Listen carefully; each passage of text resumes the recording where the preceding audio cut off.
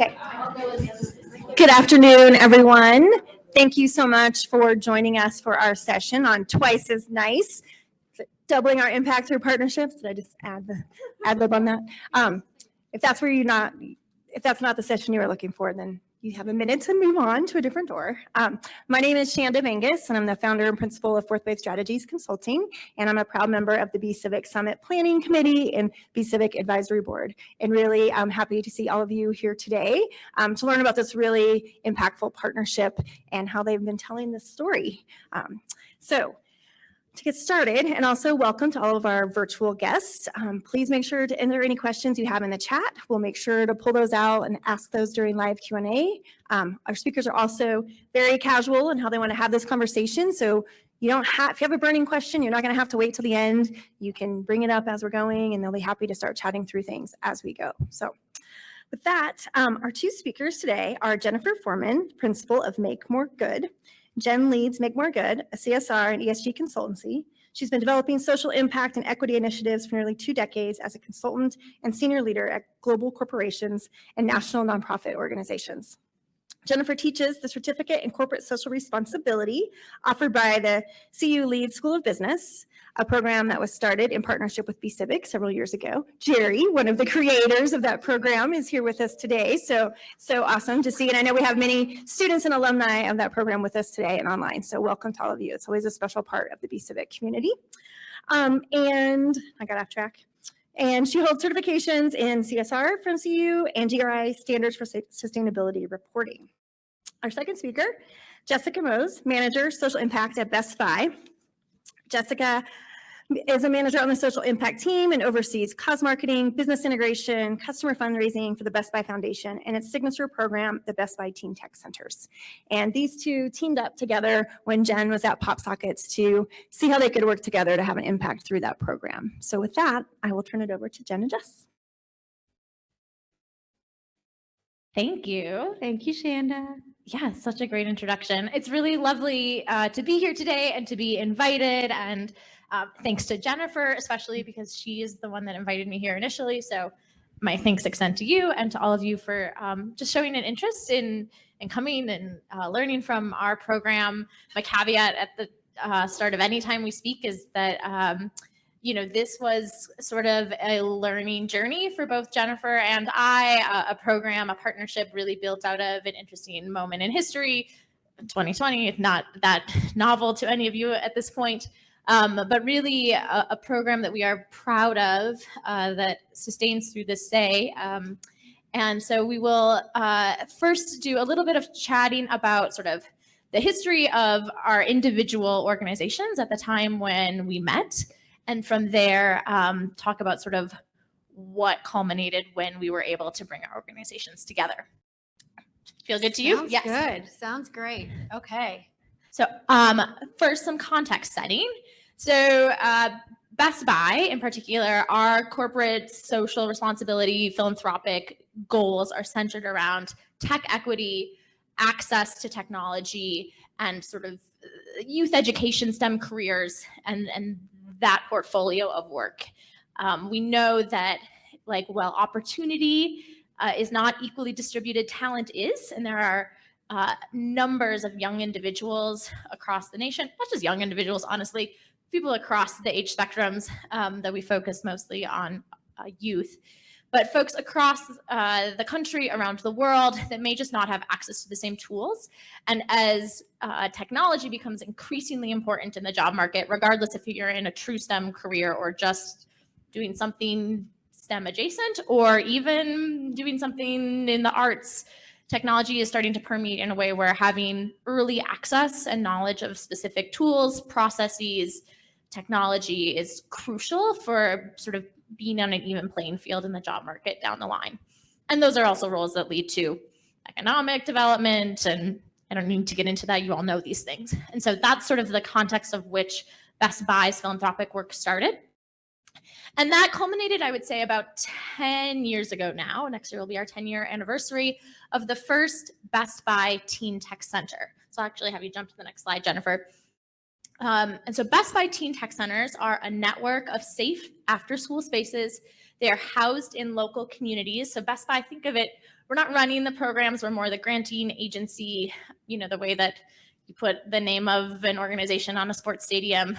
So they're branded Best Buy Teen Tech Centers, but they're owned, run, and operated by local nonprofits. They all sort of ascribe to a similar learning model that was built out of a partnership with MIT Media Lab and the Clubhouse Network. But really, these after-school spaces have amazing technology in them. They have state-of-the-art recording studios. That's a big draw for a lot of young people. The technology for graphic design, which we'll get into. Things like, camera equipment, drones, coding equipment, robotics. So all the technology is there, and then they're actually staffed by youth development professionals, not necessarily tech professionals. So it's more about a space for people to come in, learn, explore, play with one another, teach each other. There is some curriculum that people can opt into, but it's much more of an open, play, safe space. And so, yeah, you can go to the next slide. Really what they're meant to do is transform consumers into creators through projects and play and the like. And so in the year, this is important too, because people are going to ask this. Is there one in Denver? Yes, there is. It's down in Lakewood area. And we actually just opened our 50th last month. We're on a path to hit 100 in the next 2 years, which is really exciting. So growing fast. Go back, because I'm going to say a few more things about the context of where we were in the year of 2020 before we met, which was, like all things, these safe after-school places were closed. And so these spaces that we had invested 10 years of our 8 years at the time of investment into shut down during the pandemic, like every other community space, school, etc. And we realized that the disparities in technology access were especially exacerbated at that point in time. And we had our local nonprofit partners, our youth leaders, saying, we know that there are young people that want to be doing things, that are struggling with access to technology. What can we do? And so Best Buy was like, okay, we really need our partners to come together and help us with this. This is sort of the classic 2020 story. We reached out, everybody's searching to everybody else, looking for help and support. Our model is a partnership-based model. Every Teen Tech Center is co-run by another organization, co-sponsored, I should say.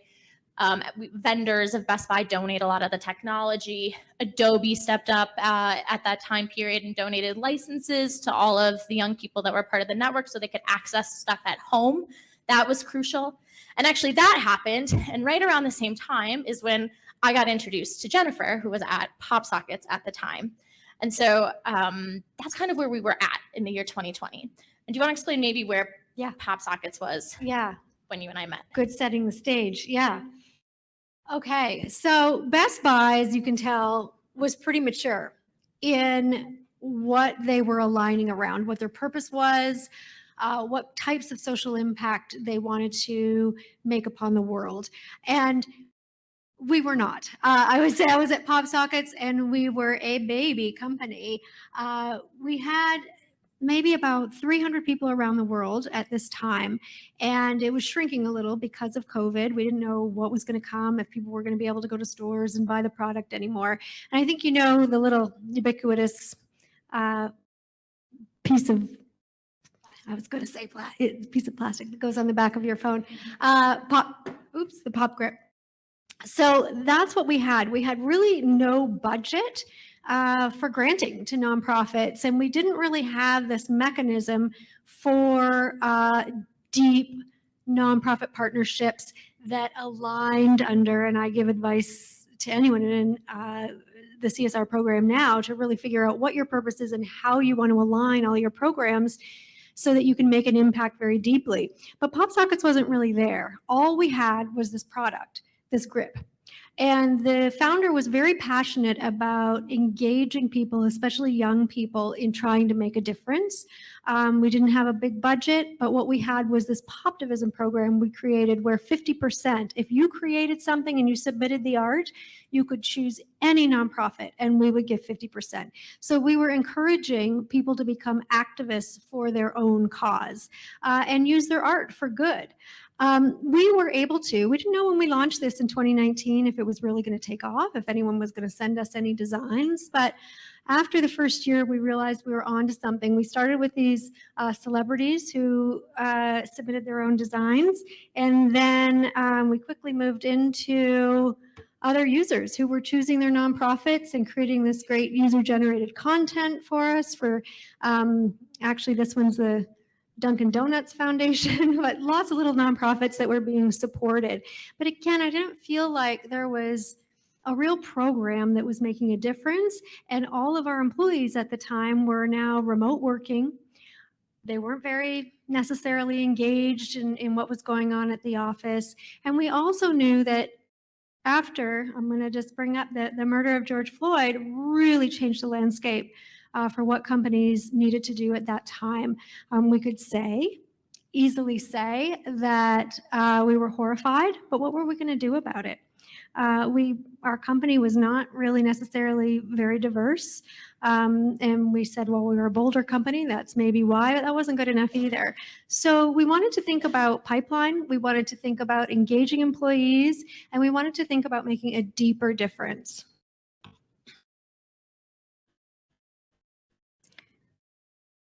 This is some of the press that we were able to get around that time on the pop grips that had been created by both celebrities and by users themselves. So we knew we had something here. We'd probably given away at this time about $450,000. We'd received maybe about 5,000 designs. Again, though, it wasn't deep. It was, as Jerry Mitchell Brown taught me, it was like confetti out there. It was just confetti for these nonprofits. So Jessica and I started talking about what she was trying to do with the Teen Tech Centers and about what I was trying to do at Pop Sockets, and this is what we did. Pop grip, it's a small 1-inch round circle. It helps you hold your phone better, so you're not dropping it when you're filming, if you're a TikToker, which I'm not. They make it more secure, a little bit easier to take selfies. It's used as a stand or a mounting device. It's more of like an accessory that helps you. I think of pop grips as mini billboards.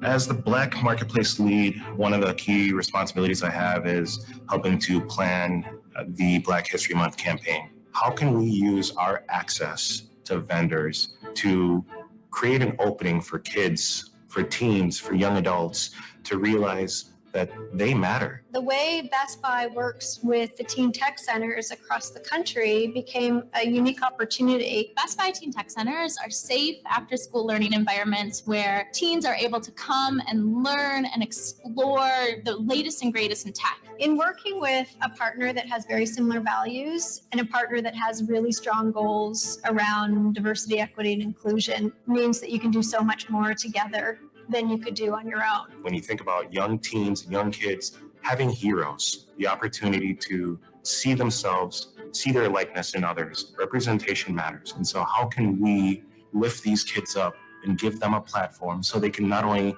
see their own likeness, but see themselves? I think Black History Month is a perfect opportunity to lift up Black artists. Our merchant team internally noticed how amazing those designs were, how talented our teens are, and said, hey, we want to bring those to stores. We have 4 incredible artists from the Teen Tech Center world that get to showcase their work. We paired them up with Pop Sockets professional designers. Each team worked one-on-one through a series of Zoom calls until they were able to narrow down and select the strongest design that they felt they could bring to market.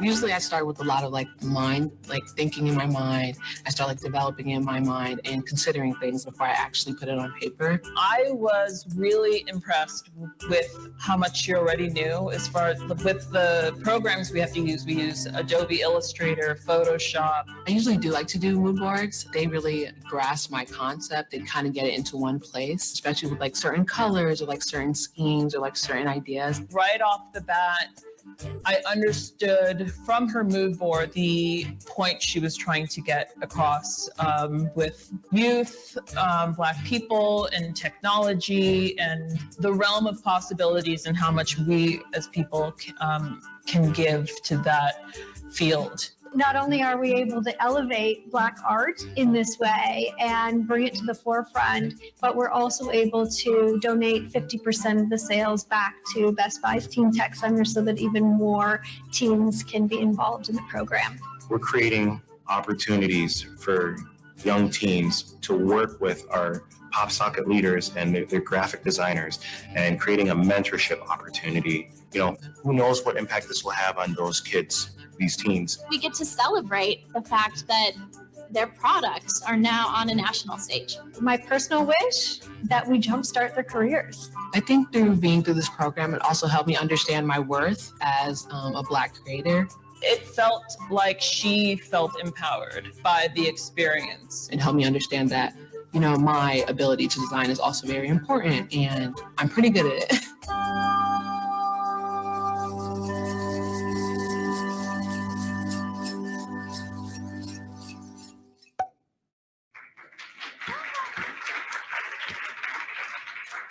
So you can tell who had the budget there to create a film. We were thrilled to be involved in that. Yeah. Okay. So that program was, the video that you saw was after Black History Month. So we ran this program in February of 2021 for teens. Immense success, landed incredibly well with the 4 designers at PopSockets, to the point that like there was so much internal chatter at PopSockets around the program that Jennifer was getting emails regularly from people being like, how did I miss this? How could I do it? Is there a way to do it? On our side, the Black Employee Resource Group, which was really, in my opinion, the team that had really spearheaded this idea. They had been doing a lot of planning and ideating around how to connect what they were going to be doing for Black History Month as an ERG to the organization and all of the things that we supported. They were really the ones that came and said like, hey, this is great. Well, we want to do something along these lines. That permeates through the organization. All of a sudden I have other ERGs knocking on our door saying, you did this for Black History Month. Why can't we do it for Pride? Why can't we do it for Latinx Heritage Month? Why can't we do it for something else? And so we both got on a call after the first round and we said, I think a lot of people like this. And so we did it again, and then we did it again. And actually this year we did it again. And so last year in 2021, we'll have this on another slide, we ran the program 3 times, a total of 12 teens, 12 mentors at PopSockets, all different designs, sold throughout different points in the year. This year, we actually doubled the number of teens in the program, scaled it up, are now running it more of a year-round program. And so double the amount of mentors, double the amount of teens, and then they're sold year-round. So not necessarily tied to a specific moment in time, but actually just a standalone initiative of both of our programs. So really cool to see how once a little spark starts, it can and truly start a wildfire. I shouldn't make that reference in Colorado. I'm so sorry. No. But truly that idea, right, of like just doing a little and having a small conversation really spreads over time. And so we were really excited about that, obviously. And so we want to talk a little bit about like how we think that ultimately happened and what we accidentally kind of discovered along the way that got us to that point of success. I won't say most of it was intentional. A lot of it was how a lot of it unfolded. I'd say we knew in our guts.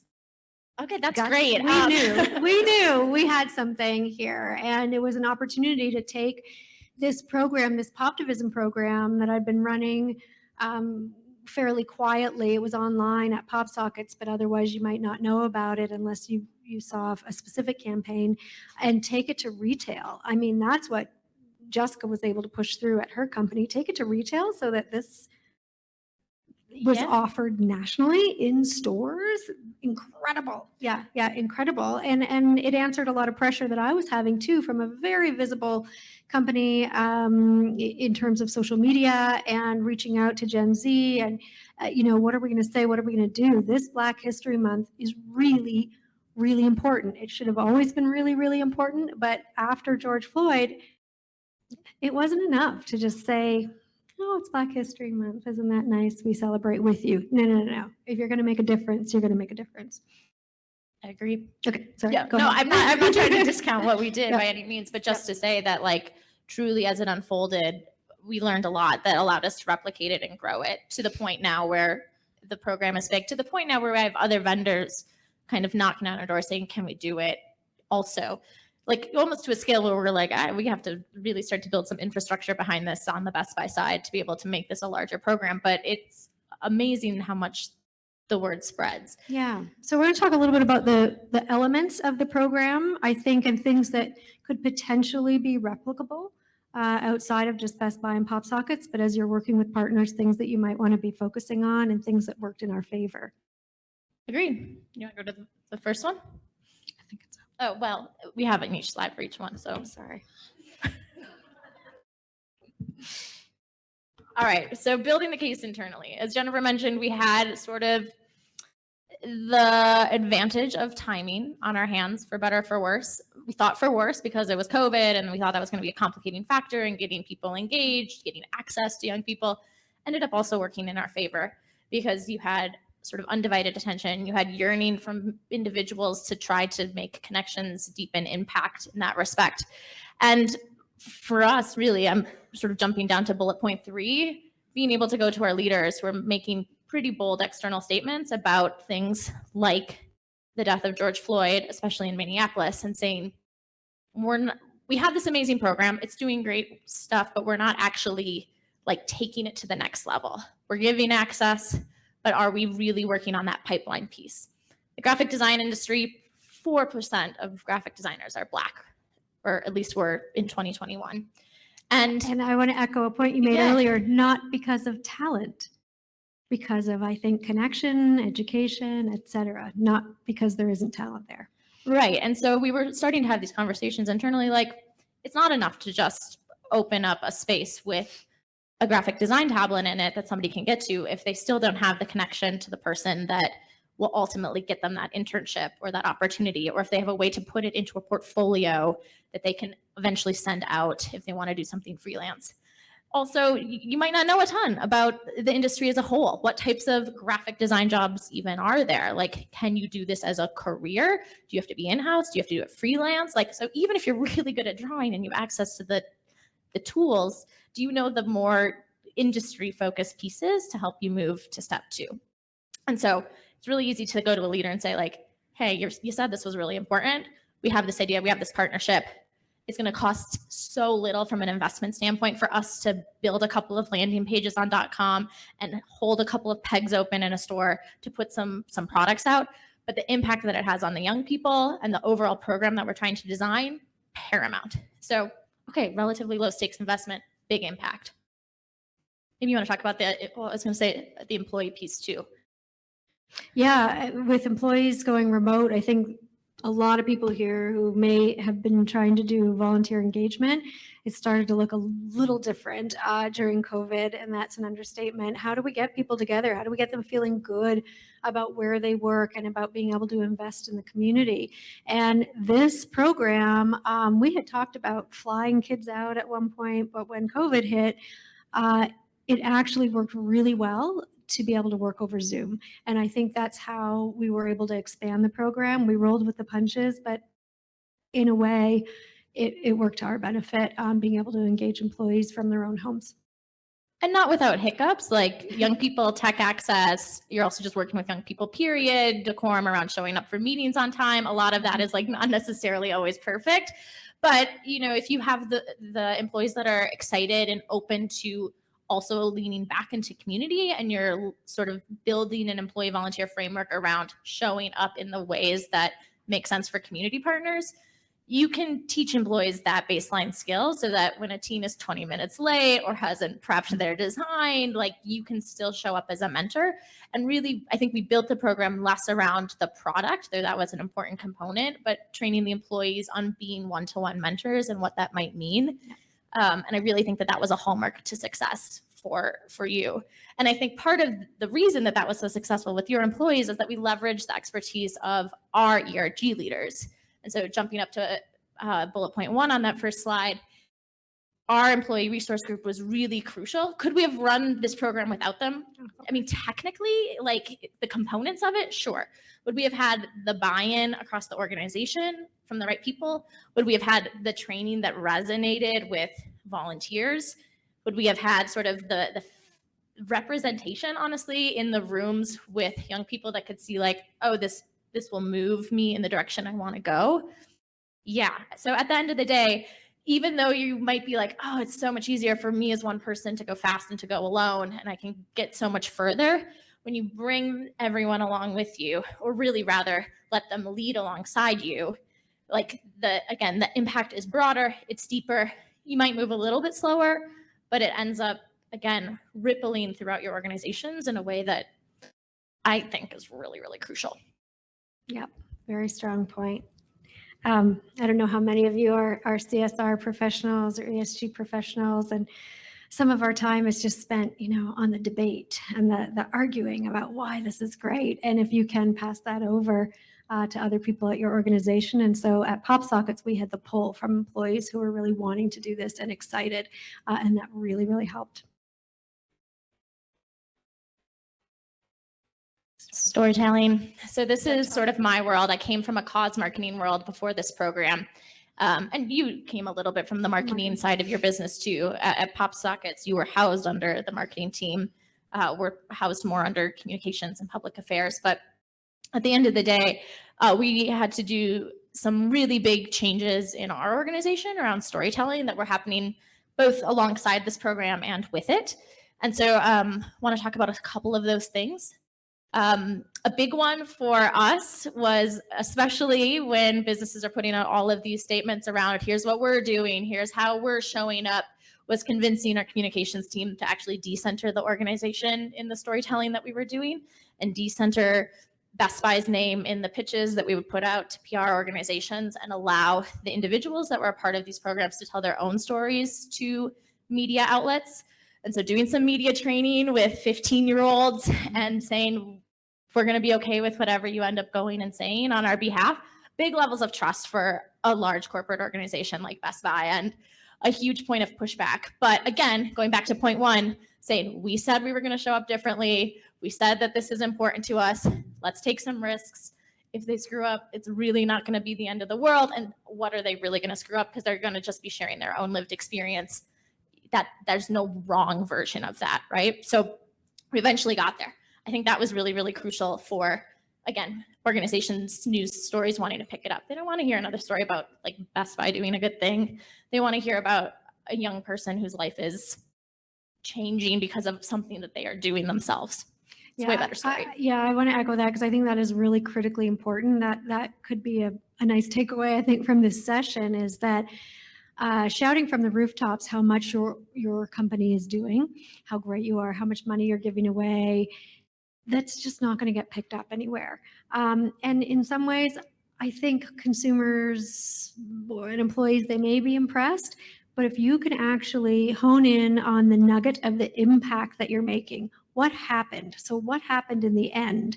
How was someone impacted or affected by what it is that you're doing? If you can completely turn that lens over, you'll get not only, I think, more media attention, more click-throughs on social media, whatever your target is, but you'll also get a story that will last with people. You're going to remember that team had a really great experience. You're not going to remember any of the numbers that we tell you today, but you're going to remember maybe what one of the teams said at the end about how they felt. And so we really both would say to you, if you can get your communications department, depending on the size of your company, to do that shift in trust and to focus on the participants of the program and the end result, you're going to do better. And so we did that. And our PR pitches really talked about the end impact. We both did use a PR firm that was contracted by our companies, but we also really led a lot more than I think we were used to. We stepped in and said, this is what the message needs to be. It's a very delicate time. It's a delicate situation. And this is what we want to see covered. And then I know on the PopSockets side, it's always a battle with if you're trying to sell product direct to consumer. those clicks and those sales are super, super important. So really try to take a look at who we're trying to reach. On the PopSocket side, it was very much an Instagram heavy, newsletter heavy push, a lot of electronic media, but Best Buy is a much more mature company with a broader audience base. And so you had maybe a different approach. Yeah, I mean, we were really trying to target a specific end user. So for us, it was Gen Z that we thought and had sort of polled to figure out we're more interested in this type of product. So we're using, Instagram, YouTube, and then sort of the ad space, even within the Best Buy infrastructures. Like when you go on Best Buy, like all the ads that show up on the side, those are actually paid by vendors. And so we had those spaces donated basically by the company in order to, again, market these products in the right spaces to the right people. And then internal advertising. Advertising to your own employees is another channel. It's another way of reaching out and sharing what you're doing and trying to make those employees super proud. COVID was a tough time. A lot was going on in the world. And so making them proud and more invested and more engaged in the company, that was a channel that we wanted to pay attention to as well. Yeah, and again, letting all of the individuals that come along on the co-creation journey with you lead that storytelling, especially internally. I don't need to show up to a Black ERG meeting and talk about this program when the entire leadership team of that ERG was involved from day one, and they can run a session on it themselves and did many times, right? That's why all the other ERGs started sending me a lot of emails, which is great because like they're going to tell the story in a way that is so much more impactful because of their own experiences. They know the impact that this could have had for them. If it had been available to them, they're going to communicate that in a way that resonates way more with their audience than if you or I had done it, right? So knowing who the right storyteller is, really smart. Do you want to do this plus? Yeah, so this plus is like my own little soapbox that isn't fully connected here, but was happening around the same time. And this was a pretty major shift we made internally at Best Buy around paying community partners when they show up in our marketing. So this is kind of a sticky space around community programs, grant making, and then as a for-profit organization going and putting something on bestbuy.com that says, again, like, look at us, aren't we a great company? It feels really icky or could be perceived as really icky, especially by the community members involved, especially when it's about a part of their lived experience that might be a little bit more sensitive, carry a little bit more baggage. And so we did a big internal audit of what we pay paid performers, what we pay contractors, what we pay professionals in the market basically to come and do this. And then we sort of amped that up even and dialed it up and built a rate sheet around what we would pay community partners if we started to share their stories in our channels. And so I'm really proud that the PopSockets program in particular, we ended up paying teens, I think all in, it was like $1,750 for the product that they created, the design itself, and then the use of their image and likeness in marketing. So that was a combination of different things on this rate sheet: use of their image, use of their design work, the telling of their story. So each of those things, sort of, as weird as it sounds, like has a number of value associated that we built internally. We built in partnership with community partners. A lot of the people that were actually a part of this program, sort of the Teen Tech Center leaders, sat down with us and we co-made the rate sheet at the same time. So when we launched the first PopSockets iteration, that was actually the first time in our company's history also that we paid community partners for that type of work. So I'm really proud of that. Something to think about, because I think at the corporate level, we ask nonprofits a lot. Oh, could you send me someone to speak on this? Could you send one of your nonprofit partners over? Want to take a photo of them? You got to pay for that. Yeah, you got to pay for that market rate. I think it's really important. It's especially important when it is the end consumer. And I think really important, again, for young teens in particular, if that's our demographic that we're trying to reach, and we're trying to say, oh, we're helping you understand what the world is like out there and what your art is worth and what your experience is worth. Value. Like, we need to be paying market rate for those things, period, Yeah. across the board. Yeah. No learning Okay. opportunities, even if it is. Yeah, go ahead.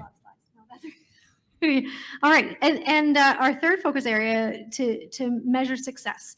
I won't say, because I've left PopSockets now, that we did a perfect job at this, but knowing what your goals are so that you can measure success in the end. And in this area, we wanted to look at What's the overall donation value? That's pretty easy to measure. We can get that year over year.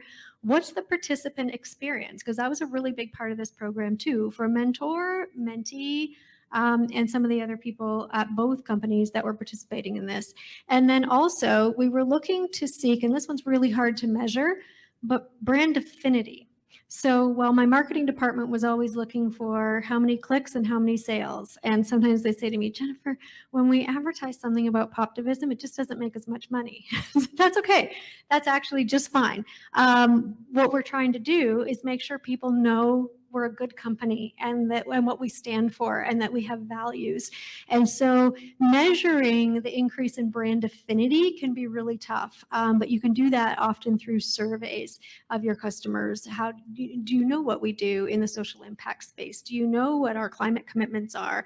Yeah, you can do it with employees. How are you feeling at the beginning of the year, and then after this program, how are you feeling at the end? So starting to measure the love of your company, so to speak. So I will say this was not completed, but I would always add it in as something that's important for a social impact program when you're talking about marketing and storytelling dollars being spent. I'd agree. We're getting there too. We weren't doing it at the time in sort of a longitudinal sense, and we are slowly bringing the larger brand around to start to measure in all of our pulse surveys community impact and what do you know about Best Buy's commitment to tech equity and teens and tech programs as a driver for brand love. And that is helping us so much in making the case and other things. It's helpful. What we could measure were PR hits. So we got some decent PR hits on national media for this program. You can see there aren't big logos in those. Instead, it features the teens' artwork, which we're very proud of. And then we also had television interviews occur in Pittsburgh and in Minneapolis with the teens directly themselves. So then marketing counts the entire audience of that newscast, and suddenly you're saying, oh, my little stories do have value. They are reaching a lot of people. So that's a nice measurement for social impact as well. Correct. Yeah, and so anyways, we're just really proud of sort of how this program evolved from that, 4 teens in February of 2021. This program, it really hits a lot of dimensions, in my opinion, of a solid partnership program. It has the elements of partnership that you want. It has employee engagement, volunteerism. It focuses on a deeper impact around pipeline development work, which was important for both of our respective organizations. So, we're really proud that we won a Halo Award from an organization called Engage for Good, which some of you may be familiar with. So that was really fun. But really what I'm most excited about is that this year, literally launching on the market in about 2 weeks, will be 23 new designs from this year's cohort of teens. That were allowed to design much broader to their own sort of dreams and aspirations of what they wanted to have on a pop grip. They weren't tied to a specific calendar moment in the year or a specific aspect of their identity. So being able to broaden the reach both on the employee and teen side, and then to have, again, both internal, like Best Buy has its own signature phone cases and things like that. So that team is like, hey, can we do this? Like, why are you doing this with pop sockets? Why aren't you doing this with us? And other vendors coming to us and asking for the same thing. So it's really exciting to be now sort of building the internal muscles to scale this immensely over the next year. That's really my measurement of success. Yeah. I think that's it, right? Oh, yeah. We're over to questions. So, also not limited to questions on this program. Yeah. Oh, any questions? Thank you. In the back. I am curious about the beginning of your partnership and kind of how this evolved. What were those first conversations like? I sit in an organization where we're having some conversations with partners, but it's hard to find the thing. So I'm just kind of curious how that happened with you guys. Can you repeat part of the question for that audio? Yeah, absolutely. So the question is about how did this partnership come about? How was it born, really, for a company that might be looking to do partnerships and hasn't found the thing?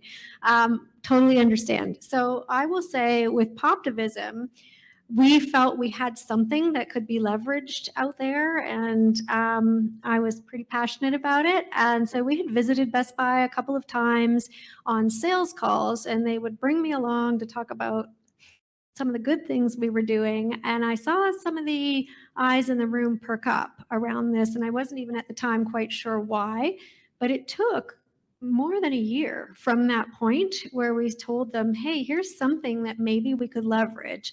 And now I know their eyes were perking up because they were thinking about the teens. And so over the course of that year, they called Jessica in to talk with me about the teens at the Teen Tech Center. And as we said, the timing was right too. So I think it's right partner. You tell me how you feel. It's right partner, right time, and then some openness and willingness throughout the organization to take it on. I'll echo that piece around right partner too.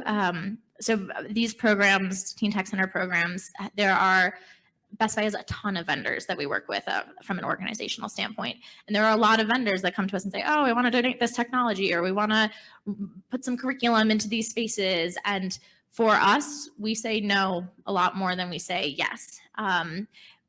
We've worked really hard to build a framework and a model that works for the approach that we want to have. And we're not going to try to fit something in that doesn't make sense. And that is not a slight to that vendor or that organization and what they also want to do. But I think it's really important and okay to be discerning about how you partner with others and to find the people that are going towards the same goal with the same approach that you are. And if they're not, it's not that their approach is wrong or that your approach is wrong, though maybe do some internal reflection to make sure that like yours is the correct approach and theirs is not. But if that's the case, it's okay to say like, you go do your thing, I'll go do mine. We'll keep talking because maybe the right thing will come along, but saying no is also really okay. We had the benefit of having very similar goals in terms of pipeline development, thinking about how product could be used in a way that was much deeper, not being focused on revenue. That wouldn't be true with every vendor. And it's not true with every vendor that comes in and wants to run a similar type of program, right? So we aligned on those baseline goals first. Do you care if your logo's on all the things? No. Okay, great. We're aligned. Do you care if it's 4 teens for the pilot? No. Great. Okay. Like it's because you have a lot of people that want their name. They want the breadth. For us, that's just not what we do. We go deep and we go narrow. And if someone wants to do that, there's value in those types of approaches, but it's a different type of partnership. Hi, Courtney Leeson Hope with the Community Impact Fund, formerly of OtterBox, Pop Socket partner in Otter Cares. Also my favorite fidget tool when I'm listening. So Hey, we had a good partnership. yes, Jennifer, nice to meet you. Also a CSR program graduate. Thank you from Boulder. Take the program if you haven't.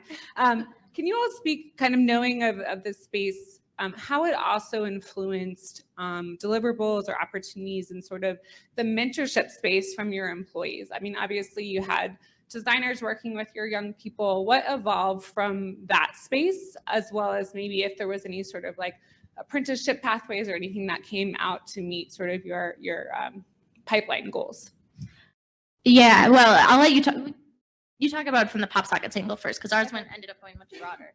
Okay, yeah, and I would say with a caveat, we had plans, and then there's staff changes too. And so, but the original plan was to take those teams that went through the program and start to open up additional opportunities. All of their mentors were very open to having them come in and start to work maybe just in a 2-week session. So they could come in together, work independently with their mentor, and then also work as a group. We couldn't do it because of COVID. It wasn't possible. But that was the initial idea, is that we would mentor them all the way through, and then a new cohort would come in. And I know that my Pop Sockets team was super excited about that. Yeah, and so we obviously didn't have the employee mentors in this particular case, but Best Buy employees also really want to get involved. There is a ton around direct mentorship and dreams around volunteering in teen tech centers and in these types of programs. And so for us, what we realized first is we needed a framework for making sure that, to my point earlier around good partners, making sure that they understand the broader goals and missions first, making sure that employees, before we even put them in a position of mentorship, have that in place. So we built out a whole bunch of training materials in partnership with some nonprofit organizations that do this sort of training really well, to basically create a toolkit, for lack of a better word, that employees have to take before they're allowed to volunteer in a capacity with any of our community partners in an official capacity. I guess people probably go behind our backs a lot, but that's fine. We're not trying to discourage it either, but we're making sure that the tool is there so that like we can say, here is truly our approach. Here is why we go deep instead of broad. Here's what it means to be a mentor. You need to show up consistently. You need to show up with authenticity. You need to understand the environments that you might be walking into. Here's what humility looks like. Here's what vulnerability looks like. Let's like do some deep internal work before you even do that. And it's part of your training. We're paying you to do it. Like, so institutionalizing also some of those pieces. Hi, my name is Andrea, and I'm with Youth on Record. And not so much a question, I just wanted to acknowledge thanks for the intentionality behind this program. And I get emotional because the young people we work with, just thank you for centering their voice and not like putting them on display. I feel like often that's something we have to turn down. So I'm getting emotional, but thank you for what you do. Yeah. More questions? Right. I'll come back. Should have started walking. We have to wait for the mic.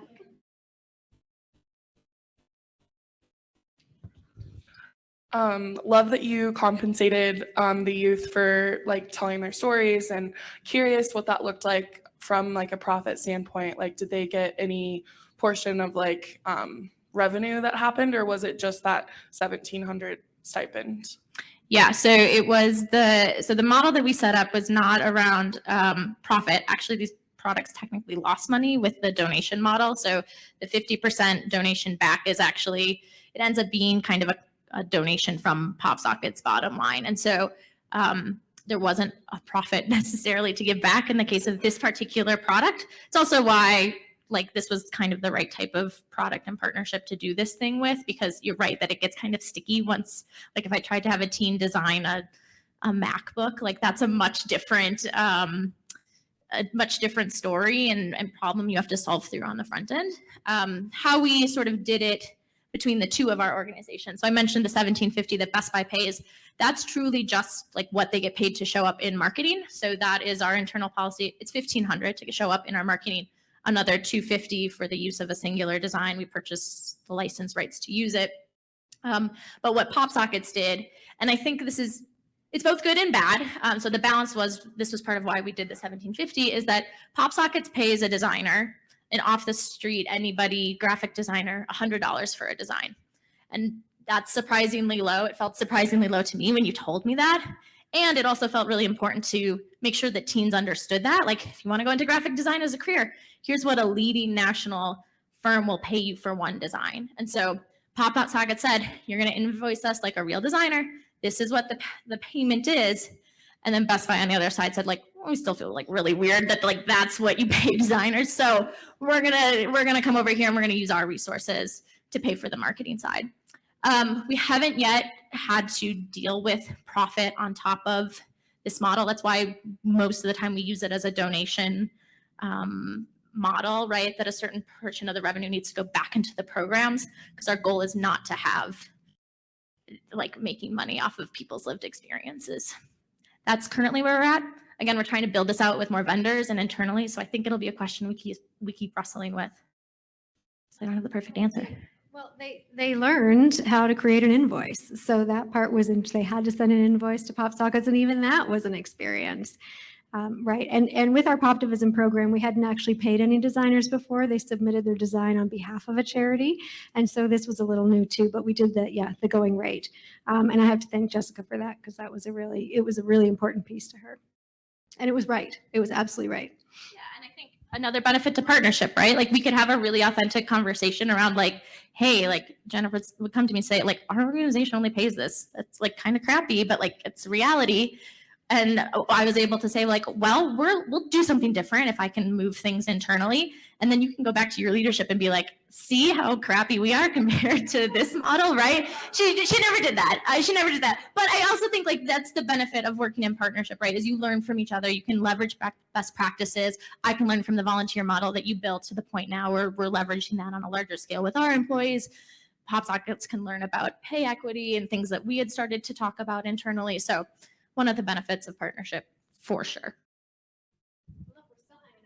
And we still hang out, yeah. Thought someone else had raised their hand over here before. Over here. Can you elaborate a little bit about the process for like your proposal to leadership, maybe specifically how you partner with other companies and on like a pilot like this where you don't know what the outcome is going to be or any potential return on investment and how you got buy-in from leadership for this? Okay, because mine's quick on this one. I did it really quietly. I actually did it very quietly. Don't always recommend that, but in this case, I knew that marketing was looking for a really big bang Black History Month marketing campaign. But that's when I said my gut said this was really special. It was a much deeper story to tell. So I did it quietly through that Poptivism program. And as soon as I was able to say with a secure partner, one of our biggest vendors, Best Buy, is coming to the table for this, then people were excited. And again, I go back to that, the employees were pulling for this. So instead of the executive level pushing it down, we're going to do this. The employees were saying, we want to do this. I was saying, fits our model. And then Best Buy was coming in. So all of those things worked in favor. I think ours was the opposite in that I feel like I had to trick leaders into thinking it was their idea. And I don't mean that in like a cute jokey way though, kind of, but truly like we'd spent a lot of time leading up to that point, having deep conversations with our partners on the category vendor merchant side, just explaining the program. We had a history of working with that leadership team on other fundraising events that we had done in the past. We'd never done it programmatically with products, but like they had brought vendors in for golf tournaments and things like that. So they were already aware of the program. We were sort of deepening the conversations we had with them on a regular basis. And then the other thing that I think really helped from a proposal standpoint is at the end of the day, we didn't create the proposal that went to the head of category management. It actually came from Jaya, who was in the video. He's the marketplace lead for our Black employee resource group. So that is a role within each of our ERGs that's focused on products, services, external facing things. And so that is technically Jaya's role within the organization. Happened to also be somebody that was tied to the work of teen tech centers from a volunteer standpoint, had been sort of a mentor to me already within the organization. We were just quite close. And so finding the right or people whose role it really is to make that proposal because it's a social impact program, but really it's a product program. So we needed somebody to make the pitch to category management, not to social impact leaders. And so I needed somebody within that organization that had just the right level of pull. And so that's where we started.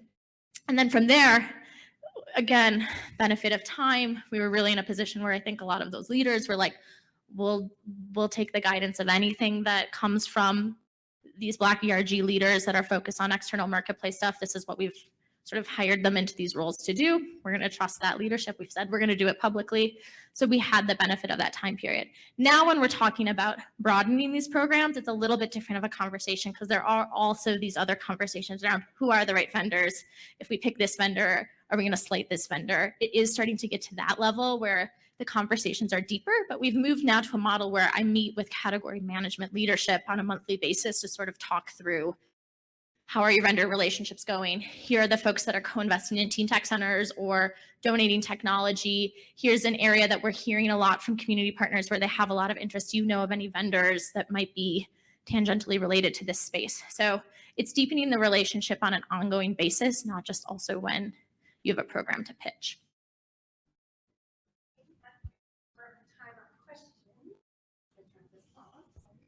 So thank you both so much. Can we get a little round of applause for our partners here? So how how many of you have been to sessions before on what makes a good partnership, or why are partnerships so hard, or how do we do better at partnerships? Like, anybody ever been to sessions like that? And partnerships are hard, right? Like, it's so hard to find people that are going to be on the same page and sometimes to have those conversations. But I think really appreciate your candor in talking about the conversations you had and who took the lead sometimes and who others and who was willing to give things up and sharing recognition. That is hard to find. So such a great example. And I know I definitely have a checklist in my head of things to be thinking about when I'm working with others on creating partnerships of, don't forget to think about this. Oh, we should have thought about that. So a lot of great lessons learned. I'd also say how we learned about this project to invite them to speak today was because of that Halo Award. I'm not sure if I told you that, Jen. But when we were looking at different speakers to kind of fill out our slate and thinking about, what was missing, what's a topic that's really important that we don't have yet from our RFP. And storytelling was one of them. Like, we always like to have sessions where we can hear the different ways people are telling the story of their impact, and also more around diversity, equity, and inclusion. And so I was looking at the Halo Award winners list and I was like, oh, Sockets, Jen's in our backyard. So it was meant to be to have you all here. And so we really appreciate it. And hopefully everyone here is going to have some great things to think about as we work together. Maybe some great partnerships will come out of companies here at the Be Civic Summit from things you've learned through this day. So appreciate that. So last little Be Civic announcements. So we have one more set of breakout sessions that'll start at 2:30. So in this room, we'll have pledges to outcomes. And in the ballroom, we have the CSR and leadership session. And in Cripple Creek 2, we have the disaster response session. And then following that is our closing keynote. So don't leave before the keynote, because we always like to end with a big positive bang with that. So thank you, everybody. Thank you to our virtual friends as well.